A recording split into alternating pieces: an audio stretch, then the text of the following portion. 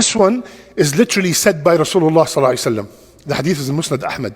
Allahumma ahsin aqibatana fil umuri kulliha wa ajirna min khizyi ad-dunya wa adhab al-akhirah. Ya Allah, give me a great outcome in all my affairs. Outcome in my degree, a great outcome in my test, a great outcome in my marriage, and of course a great outcome in my life. وَأَجِرْنِي, and protect me from the disgrace of this dunya.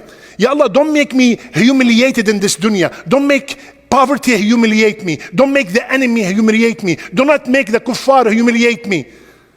Protect me from humiliation in this dunya and disgrace, and protect me from the punishment of the akhirah. Subhanallah. Covers dunya and akhirah and yourself. Everything is covered in one statement.